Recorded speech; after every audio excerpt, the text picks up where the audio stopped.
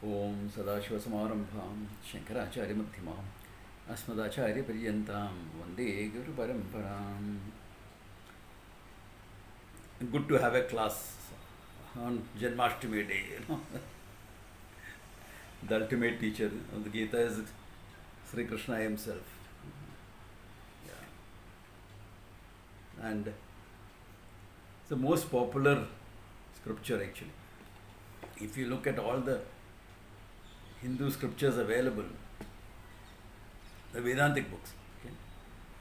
Kathas, there are others are more popular, but if you look at the Vedanta text, Gita is the most popular and therefore the most misunderstood. People write all sorts of stuff onto the Gita. Like there was a political leader who said, Gita is my mother, but he never advocated taking up arms. Never. He said that was sinful. How much has he understood the Gita then?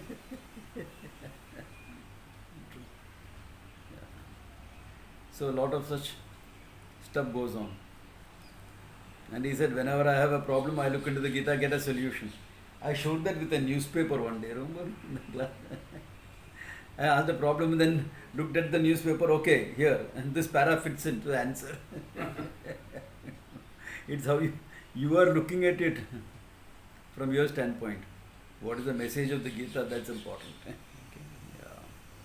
Anyway, so we saw the 18th verse last time. Yeah. Yada viniyatam chittam atmanyeva avatishtate nispraha sarvakame yuktaha uchyate tada. This is when you owned up the knowledge. Remember, in meditation, no new knowledge happens. If it seems to happen, it happens only like a joke that should have been appreciated some time back, clicking now. That way. So, but owning up issues are always there. Because of lack of integration, etc. What I know may not flow into my life. Therefore, that is taken care of by Nididhyasana. Okay? More of Nididhyasana. The other part of meditation like Japa Dhyanam, etc. up to there, Manasa Puja, Japa Dhyanam, your energy meditation, all of them are to prepare the mind. There are thousands of meditation like that. Nobody can do all of them, nobody need do all of them. Okay? That's all preparation. And something that can be prepared, a mind that has to be prepared can be prepared in many ways. So the simplest, easy ways, develop some bhakti, understanding of Ishvara. Bhakti is a response, is an emotional response to your understanding. Any emotion is a response to a thought, to cognition. Therefore, the more you understand Ishvara, the more real your bhakti is. Since many people cannot understand or don't have the time and the patience to understand, the emotional depth to understand, intellectual and emotional depth to understand, we create stories for them. Okay? All the whole Puranas are all stories.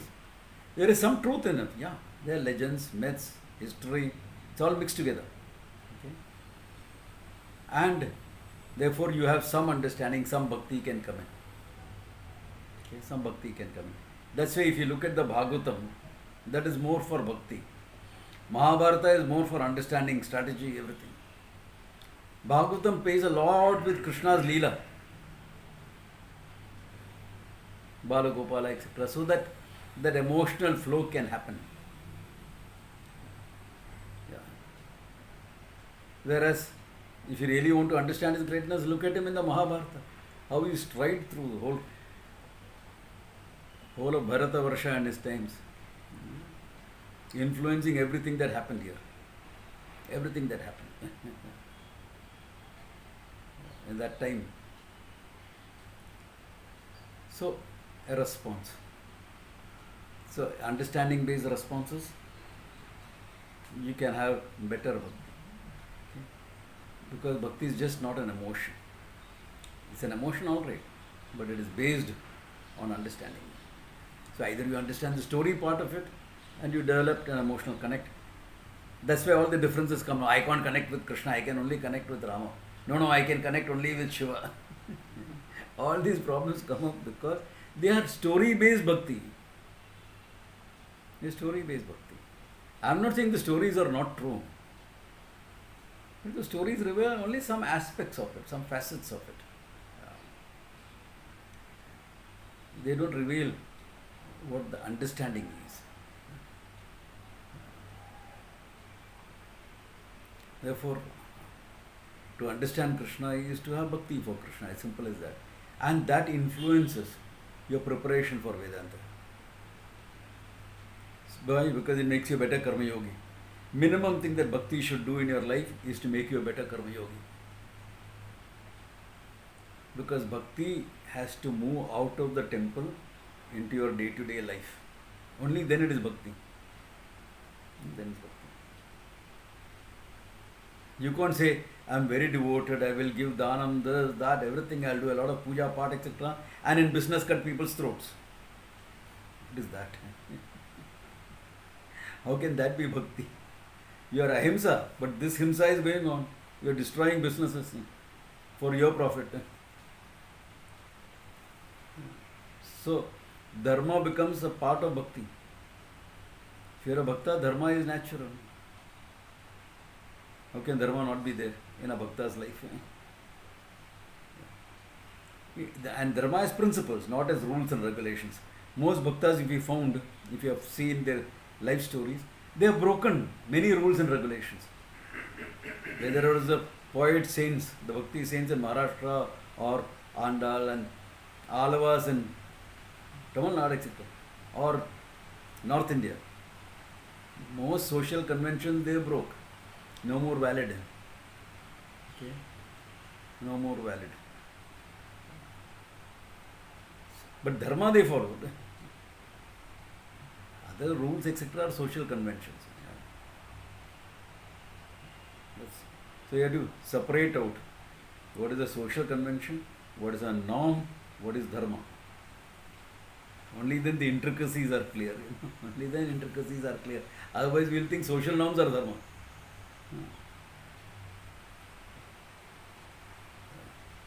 Anything that is done for 3 generations becomes tradition and dharma.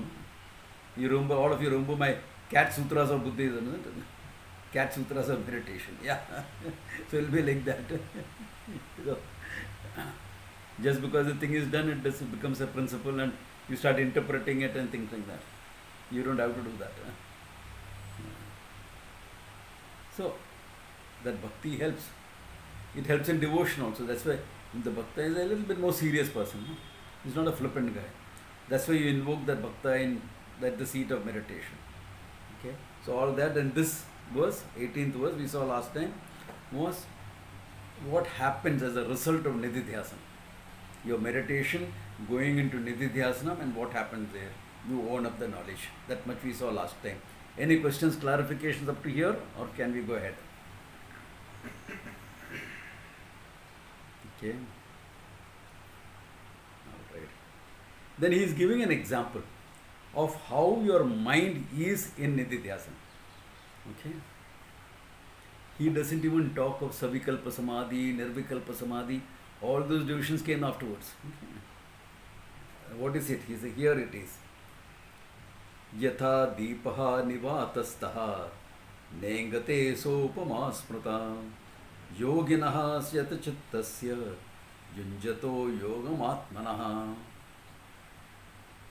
Yatha deepaha, like our flame, okay, a lamp, a flame.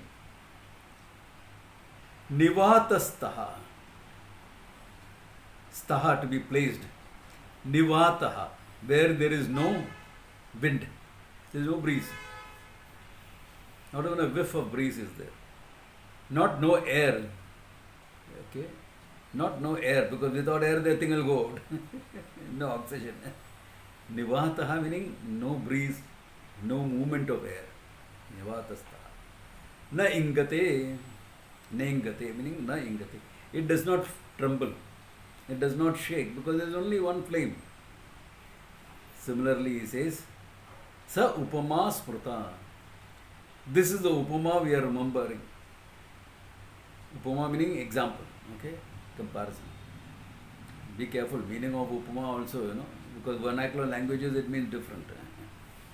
You just finished your tea, na, Upama. Okay. So someone said,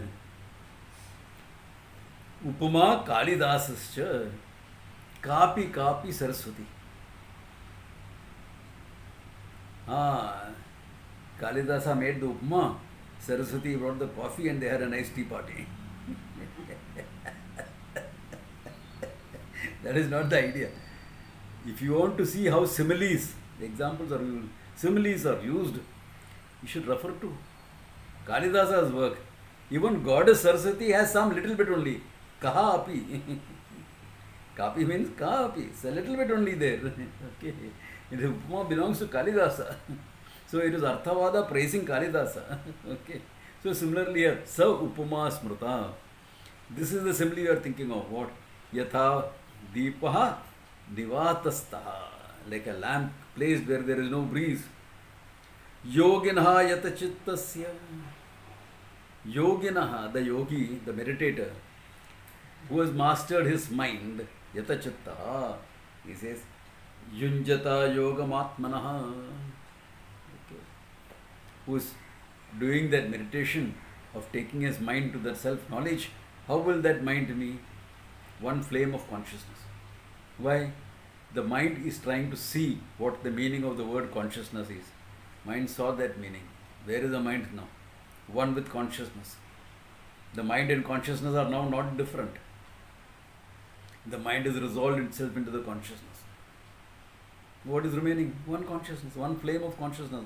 Mind is there, yes, but doesn't stand apart from the consciousness like how it does now. It runs here, runs there, all that thing. No, there it stays. Stays put. Where you have placed it, it stays there. You have placed the mind in the consciousness, in the appreciation of the consciousness. Using a word, it stays there. That's it. Doesn't move, doesn't shake. That is, he says, is when your meditation is successful. Then what if it goes away? We'll come to that. Krishna himself answers that. Because it will go away. It's the nature of the mind. Okay.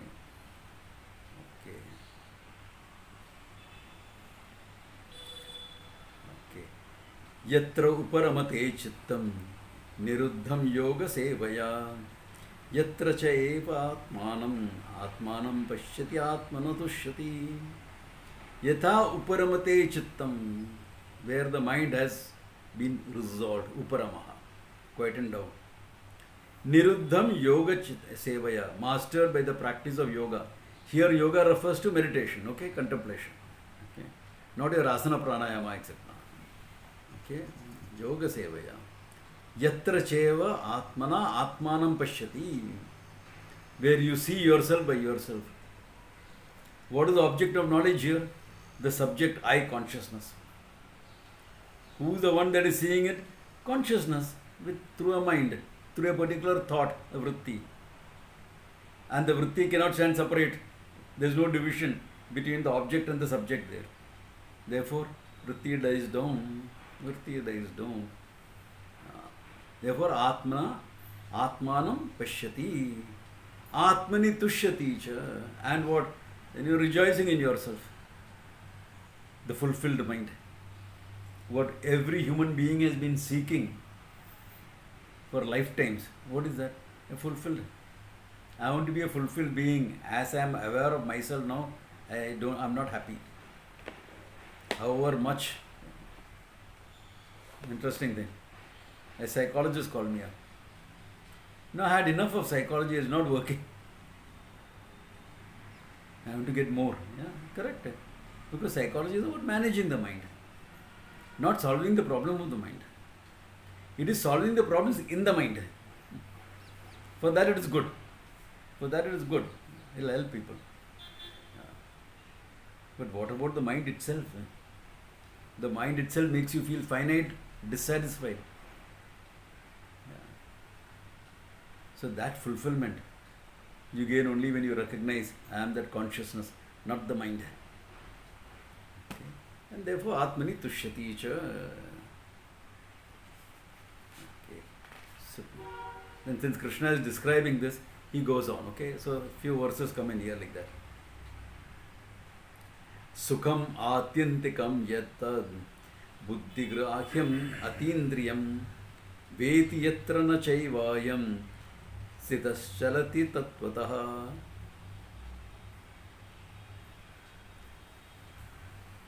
Sukham atyantikam. Now he is presenting it in terms of what happens in your mind. Atyantikam sukham. Okay? Atyantikam. That like an absolute happiness. Why? When the limitlessness that you are is manifest in the mind, it is nothing but ananda, fulfillment. It is not an experiential thing, a vaishishikam, but born of a sense experience. Any joy that you experience is nothing but a tiny manifestation of the limitlessness you are. A desire that I have is gripping my mind now. What is the desire? Without that I will not be happy. What is the desire? Atmanastu kamaya sarvam priyam bhavati. This is an Upanishadic statement from Chandogya. I have done it in some camp also, that whole chapter. It says, why do you want a thing? For the sake of yourself. Okay. Yeah. What do you like? Nice jalebis. Okay, I'll give you half kilo of jalebi. Really? Thank you. Very nice. But you can't touch it. You can't eat it. No, I'm miserable then. So you want the jalebis or you want to be the jalebi to become one with you? Atmanastu kamaya eva. Atmanastu kamaya. Morning you discovered you are heavily diabetic. Sugar readings are over 200. 250. Okay, oh no, I can't touch sweets. And somebody comes and gives you a packet of jalebi. Now you are heavily conflicted. I want to eat it at the same time. Atmanastu kamaya eva. Okay. Anything that you. Therefore, he says that Ananda, when it manifests in your mind, without a reason, except the fact you are recognized, I am Ananda. That's not quite. Sukham atyantikam yadvat. Okay. Buddhigrahyam. And he makes a very important point here. Buddhigrahyam atindriyam is beyond all your sense organs and the mind. The reality is beyond your sense organs and the mind. At the same time, it is buddhigrahyam. It has to be understood by the mind. That which is beyond the mind should be understood by the mind. If it is really beyond the mind, there is no way you will understand it. No way, really, I am telling you. Truth is beyond the mind, correct? But if it is totally beyond the mind, how will you ever know it? Supposing I say, there is something called Lodolodang. It is beyond all descriptions. Yato vacho nivartante. It's somewhere out there, where your mind cannot go. Why are you telling me all this? Now I have a curiosity to know, but I can't do anything about it. Revade, let it be. Correct or not? You'll never know it. So all the descriptions of the Atma are also like that, because they are not really descriptions. They are pointing out. Yato vacho nivartante aprapya manasa saha. From where the words came back, along with the mind, unable to objectify it. Then why is he saying buddhi grahyam? Because it's about you. You already know I am. There is no need for any buddhi, any thinking, any sense organ, any thought to know I am, I exist. And about the self-evident Atma, there is ignorance. So let the knowledge come in, negate the ignorance. What is left behind? Ignorance gone, mind is full of the knowledge. And because mind is full of the knowledge, Ananda that I am is quietly manifest there. My Anantam, the nature of Anantam is manifest. So that mind becomes a fulfilled mind now. No more problematic. A fulfilled mind. Therefore, Sukham Atyantikam Yadvat. But Buddhi Grahyam, the knowledge has to be gained in the Buddhi. Without the Buddhi, what knowledge are you going to gain? People talk about that nonsense. You must transcend the mind. Transcend the mind and know. Tell me, how do you transcend the mind? Now, Atma need not transcend. It's already beyond the mind. Mind cannot transcend itself. Then who's transcending? Don't you me? Me who? The ego. So the ego is connected to the mind. Cannot transcend it. Ego is nothing but I thought. A concept of yourself. Now you understand why I play up on that concept of yourself a lot in my teaching. A notion of yourself. That's the ego. Just a concept. Concept cannot transcend itself. Atma need not transcend. Same problem. So who's transcending? There is no transcending. There is only understanding, recognition. At the most transcending I can say, you will say this now, you will say things like that. Touch wood.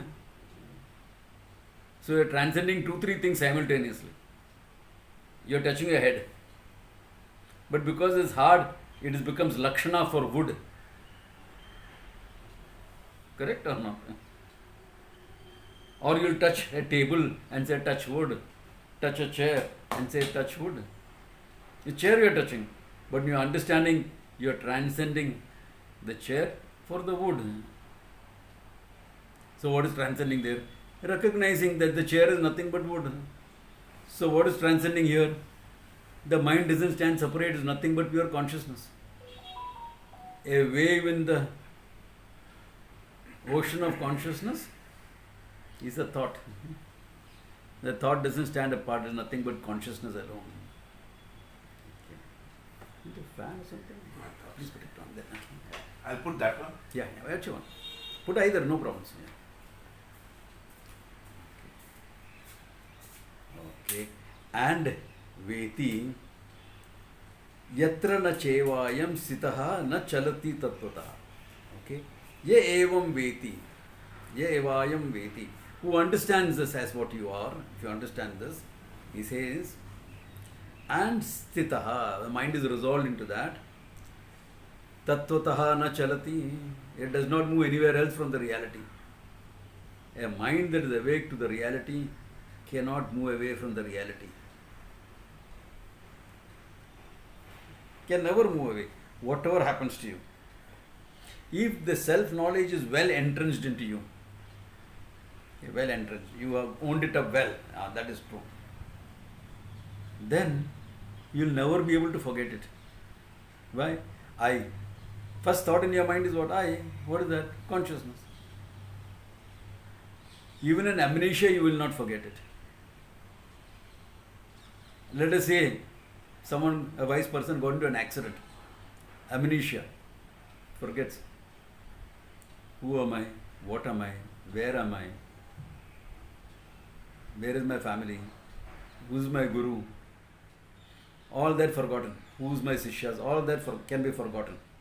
But I, what is my name? Forgotten. I don't know. But what are you? I consciousness. Because so clear. It's like perception for it. I is consciousness, fine. No, you're so and so from somewhere. Acha, I thought I was only consciousness. How did I become so and so from somewhere? That so and so from somewhere he may not be able to relate to. But consciousness, yeah, that's fine. That's why if you read books like the Mahabharata, etc., there are people like that. Jada Bharata, etc., there are people. We lived under a cart in the marketplace. Okay? He talked all funny things. Probably suffered from amnesia. But he didn't forget his knowledge. Everything else is forgotten. And once you understand your consciousness and forget all the roles that you have been playing, including the sannyasa thing, how will you behave? Jadam iva. Kya karne ke? Kuch nahi karne ke. Anything you do is connected to a role. No? Why do you put on all this thing? And because I am playing the role of a teacher. That is forgotten. Will I switch on my laptop and switch on Zoom? Not teach. Jadam, you were. Yeah. कुछ नहीं करने के. No role. Total.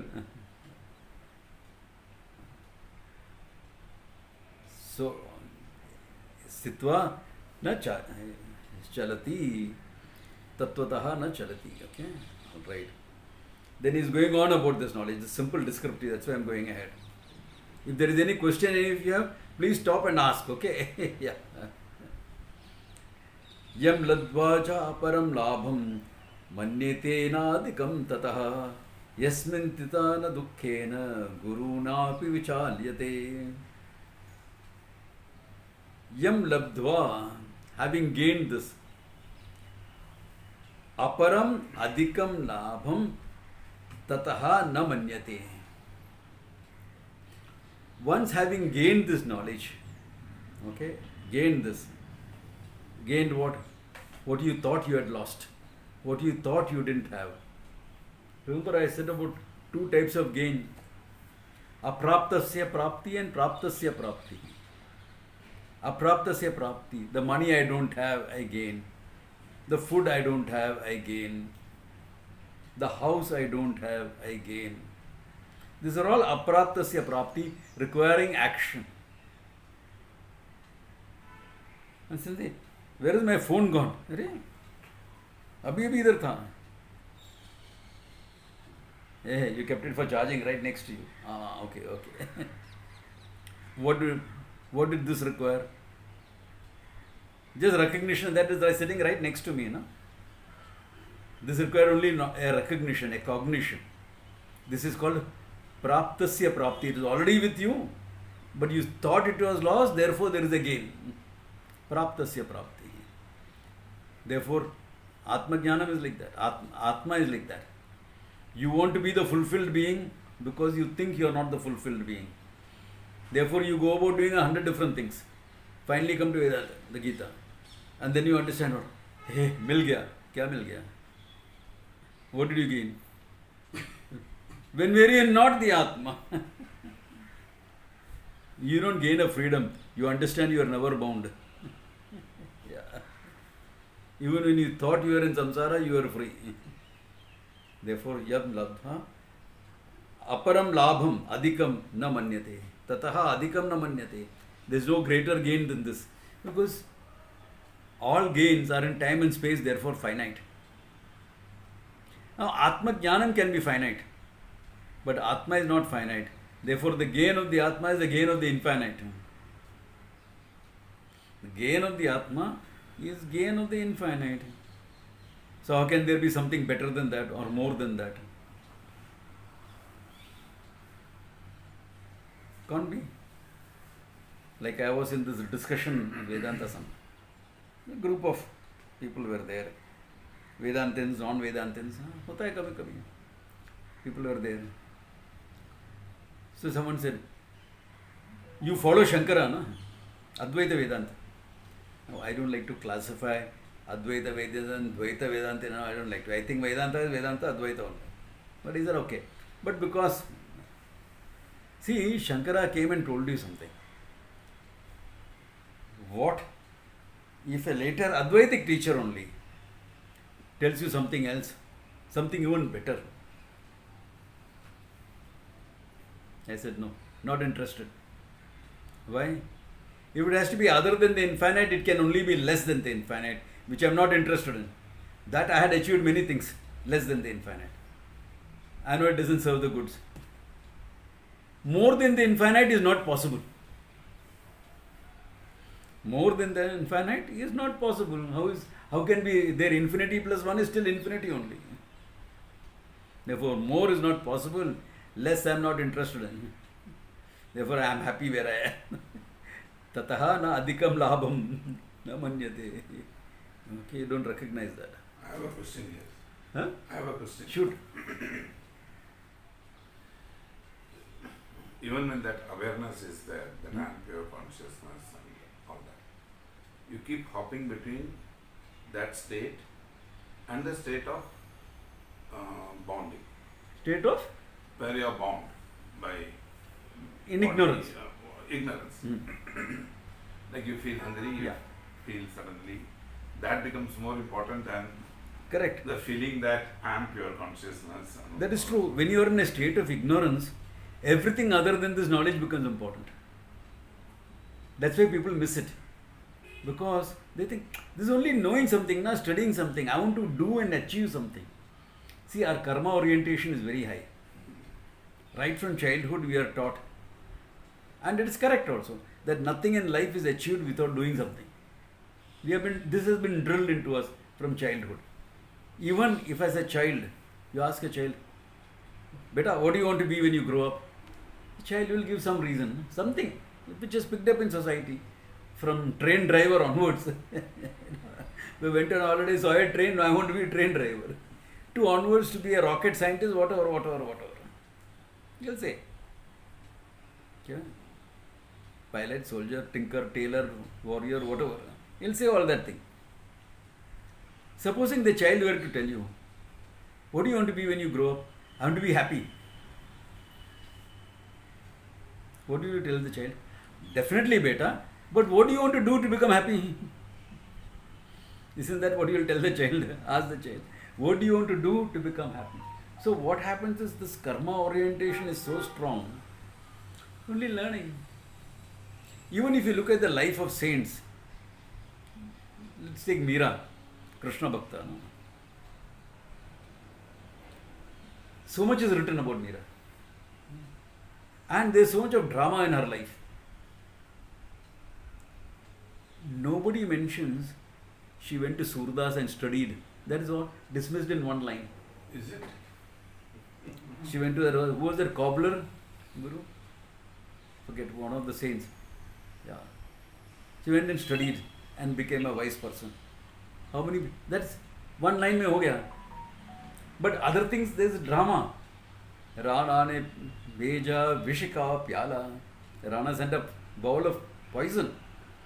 Piyat Meera hasi re. Songs are made about that. It's not dismissed in one line. She drank the poison, didn't affect her. Is it dismissed in one line? No. A whole song is composed on that.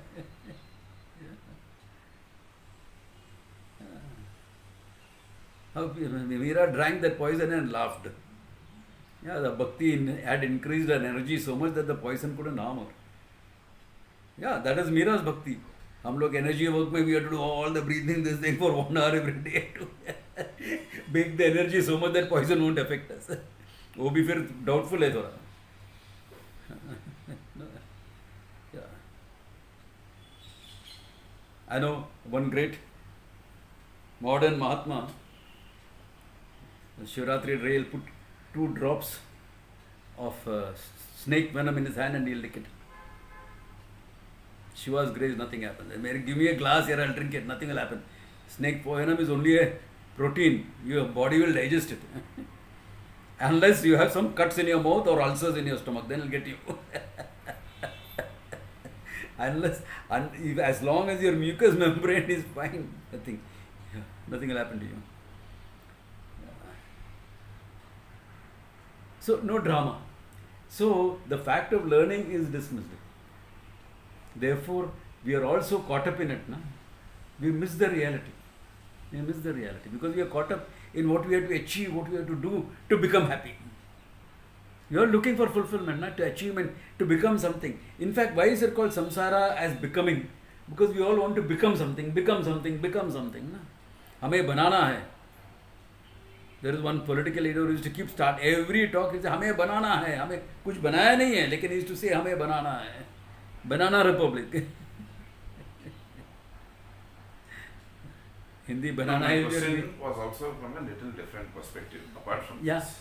So, we have, let's say, Ramana Maharshi or someone who have been in meditative state. Who the? In meditative state for years, without food, without anything. In meditative state, to keep that thought of whatever. Take Valmiki for example. Yeah. So that they continued in that process for ages, like years and all so. So as opposed to that. So that is one particular way of practicing. Yeah.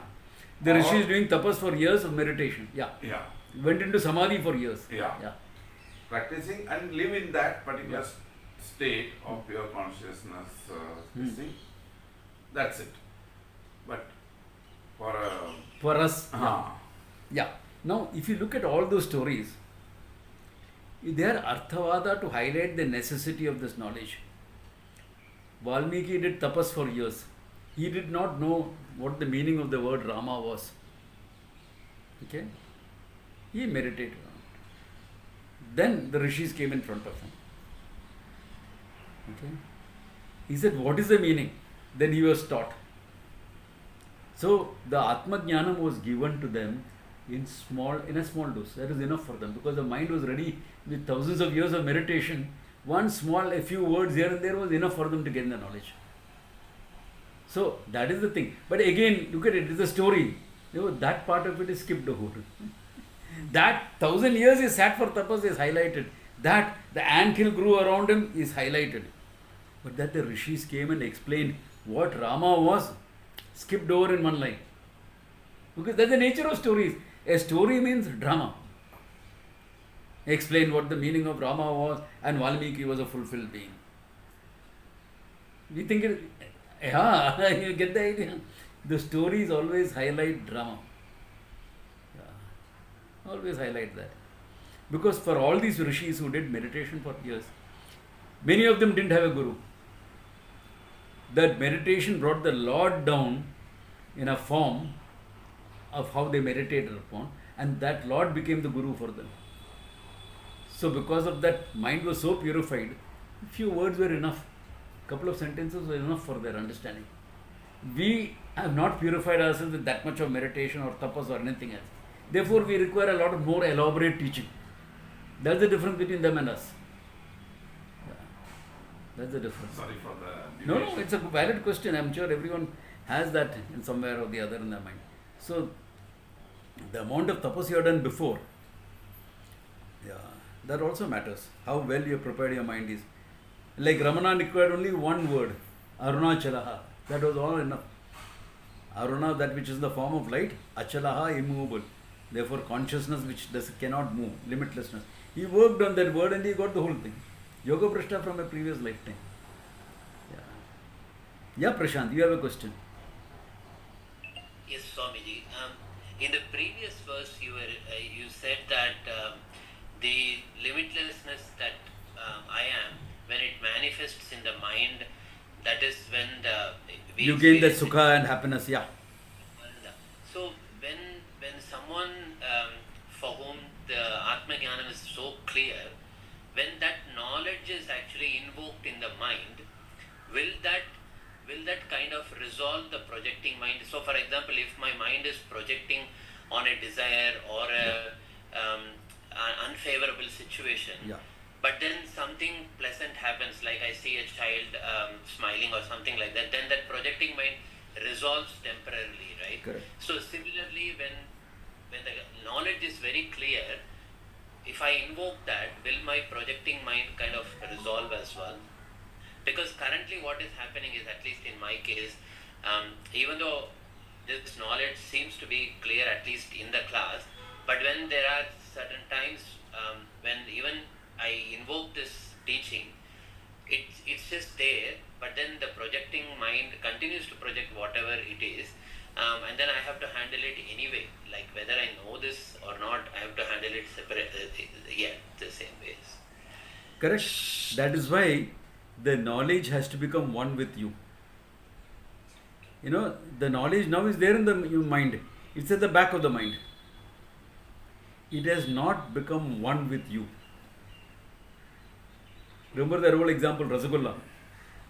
We have to do the Rasagulla activity of meditation to own it up. I mean, it can be done in various ways. Repeated exposure. Okay? Repeated exposure. Like I said in Rishikesh, no? What do you do?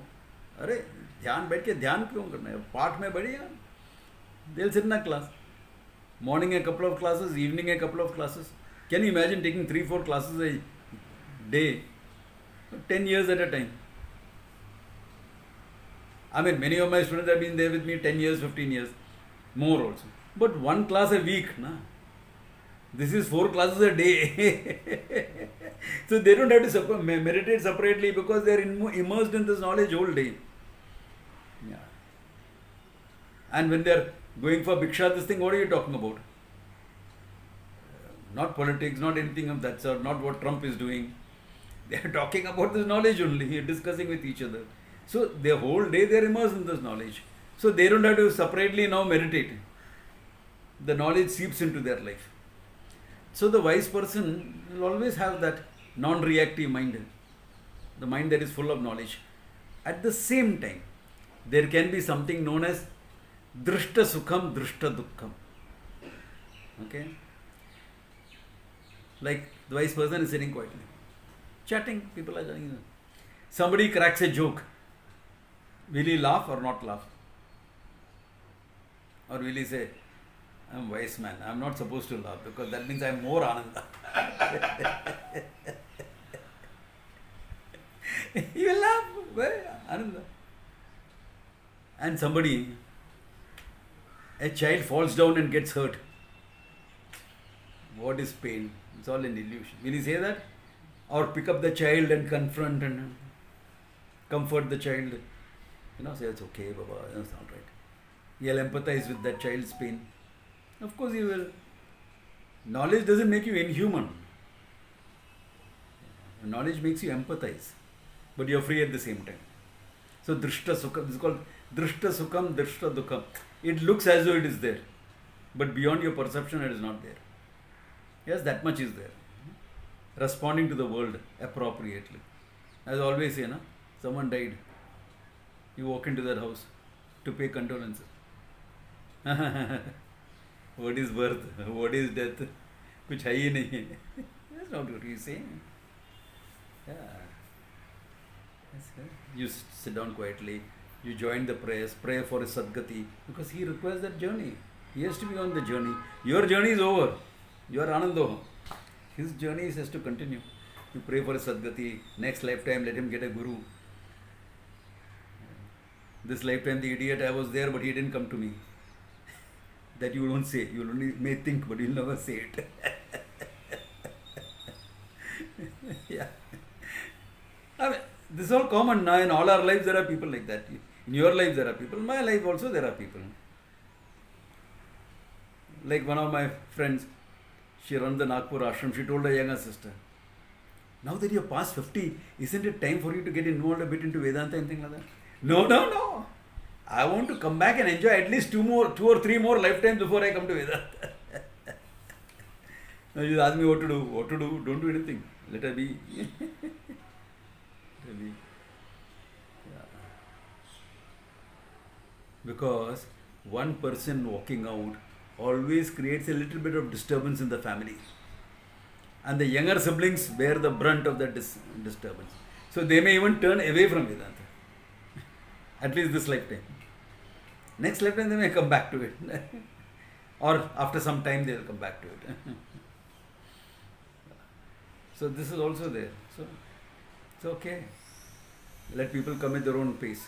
All right. Say a prayer for them and let it be. Yeah. So you recognize the empirical world and what has to be done in it. At the same time, you're functioning out of fulfillment.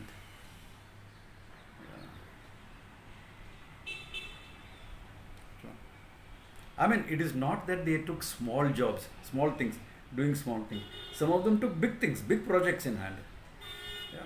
I mean, what a project my teacher undertook. Creating 350 teachers all over the world. Oh my God.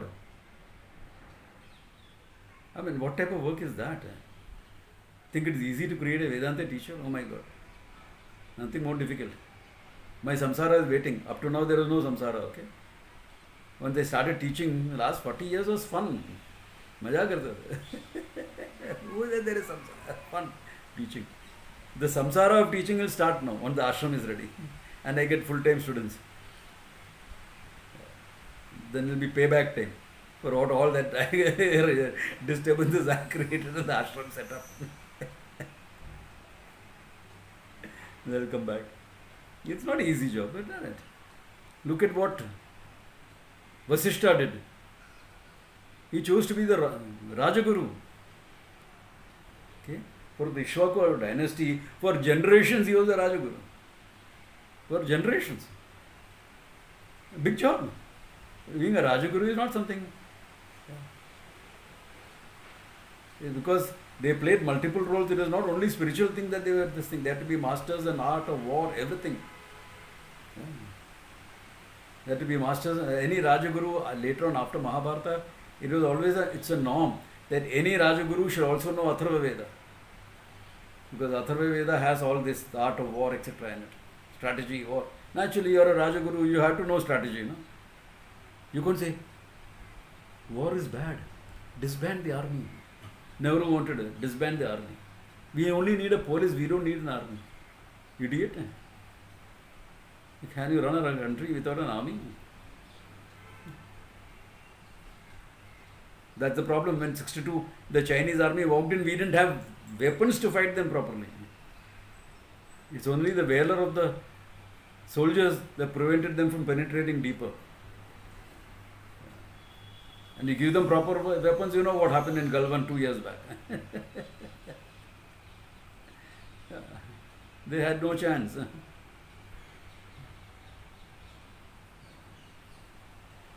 So that's where it is. So big thing also you can take up, no issues. There's small things also, no issues. Yeah. Karma happens. Why? Body is there, mind is there. That is why in the 4th chapter he said, Karmani akarmaya pashyet, akarmani isha karmaya, stabuddhi manishya. So Krishna karma krut, etc. All that he had said because of that. Yeah, because you function, apparent functioning happens. You are the calm center in the storm of all activities. And all activities happening right here. Okay? From there onwards, you are in the calm center. Yeah, it doesn't touch you, doesn't affect you. Yeah. Yasmin sitaha, once you are established in it, na gurunapi dukkhena vichalyate. Gurunapi dukkhena. Gurunapi dukkhena, by great sorrows. Great. Guru is the term used for big, in the sense of bigness. Guru has an etymological meaning which stands for Gukaro Andakaraha Rukaro Tanivartakaha. So it stands for a spiritual teacher. That's the etymological meaning. But the conventional meaning of the word Guru is big. Why is Brihaspati called Guru? Meaning the Jupiter, the planet called Guru. Because it's the biggest planet in the constellation. Among the 9 planets, the biggest. Therefore called Guru. Guru also means Guru, the teacher.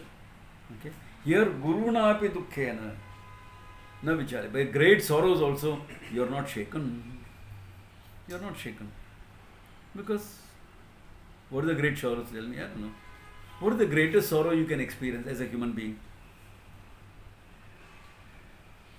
Death of a child? Probably, no? Probably. I don't know. See a child suffer and die. That probably would be the biggest sorrow you can experience. But you know, the child is nothing but pure consciousness. That suffering, illness, etc. is paying off karma. Therefore, there is no carry forward all this negative karma. As a wise person, you know, the person is moving well on his onward journey. That negative karma is gone. Next lifetime, possibly. He'll get a good teacher and become one. Can't learn from dad anyway, no? Or mom. How can you learn from dad or mom? This knowledge? Dad. Because a child sees the parent through the prism of his own limitation. So you can't say learn from dad. Learning from dad and mom difficult. Vice versa, learning from a child is also equally difficult, isn't it? Even though as a parent you look back and say, I grew up a lot with my children. Yeah, but will you say, I learned from my child? Child, hey, come on. You can't. So, you will say, okay, next lifetime. You say again, good prayer, etc. How can you handle that? If you are a wise person, okay, not otherwise. Otherwise, you will cry. Then you will come to me. I'll put you through a grief recovery thing, and you'll be okay. I'll put you through a grief recovery program, which is based on the ancient system of our Shraddha ceremonies, etc. Some of the mantras, etc. I've converted it into a psychological program. But olden days also like that. 14 days of intense grieving. No? Don't go out of the house. Don't cook. Neighbors will supply the food. You just, the whole family sits down, and what are you doing? Talking about the man who is gone, the person who is gone. Cribbing about him, getting angry at him. All the emotions will be expressed. Why? Because they are human emotions. Idiot has left me and gone. You will say that. If only he had done this, yaar. If only he had taken care of his health a little bit better. If only he had lost some weight. If only he had stopped his drinking. If only, these are all things that are carrying in your heart, the regrets, this thing, expectations, etc. Spit it all out, 14 days. Then you have a feast. Why? Intense mourning is over. Now get on with your life. Now it's remembrance. Now every month Shraddha, so every month you remember. Because there is some residual grief left, get rid of it. After that, once a year it's remembrance only. So that is the program. So if someone comes to me with a grief, this thing, I do the program over a period of a month. It takes about that much. But I don't start it immediately. I started only a few months after the death or whatever has happened, because it takes time for it to settle down your mind a bit. Mind should be a bit settled. Grief will be there, but the mind will be functioning. And I look at the person's life. Is the person fighting a divorce or something? Not now. Let the divorce happen. After that, we'll deal with it. Because you need to be strong for that fight. So this process will make you feel very vulnerable. You can't afford to be that during challenging times in your life. So you do that and you recover from it. Because finally you have to recover and move on in your life. No? Though human beings are funny. What was that movie? Shah Rukh Khan and Devdas. You glorify Devdas.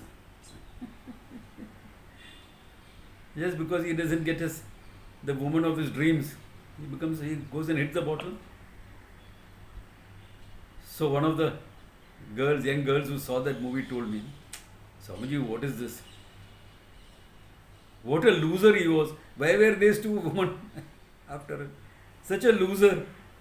Just because he couldn't get married to some girl, he went and hits the bottle and destroys his life. I said, and what do you talk about the two girls? They are also losers. The guy is hitting the bottle and they are after him. All three losers only. Correct or not? Okay. If a friend of yours come and say, I want to marry an alcoholic, what will you tell her? And crazy or what?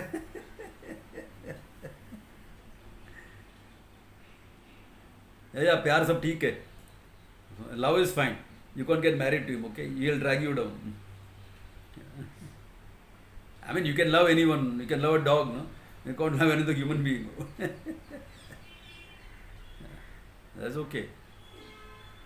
And you can't have a relationship. So, but we glorify these things because somewhere we empathize with that missing, with the hurt, with the pain, because all of us carry some hurt and pain. We have not dealt with it enough. The more you empathize with things like this, the more it shows you have not dealt with the residual pain in your heart. Examine those experiences. Deal with that. If you need help, I am always there. And then, once you get this knowledge, Guru na shokena na vichalyate. The greatest of grief will not shake you. Greatest of grief will not shake you. You are fine. Yeah. Okay. Then, the next verse, he gives the fourth definition of yoga. First is Patanjali's Chitta Vritti Nirodha, mastery of the mind is yoga. Then we saw in second chapter Karma Yoga, Samatvam Yoga Michyate. Then we saw the third one in the second chapter itself, Yoga Karma Su Kaushalam, with respect to Dharma, Dharma, everything. And now the fourth definition is there here. Dukkha Samyoga Viyoga. But that we will see next class. Okay? Elaborately, we will see from the Vedantic standpoint itself. We will see that next class. But next class is not next Saturday. Next Saturday we are at the camp. So there will be no class. Okay. In fact, there will be a class there at 5 o'clock. It will get over by about 5:30. It will get over. So the camp will be there. So we will meet the Friday after that, Saturday after that, 1 week later. Okay. So good place to stop. Think it over. If there are any questions, come back next time. Okay. Om Tat Sat.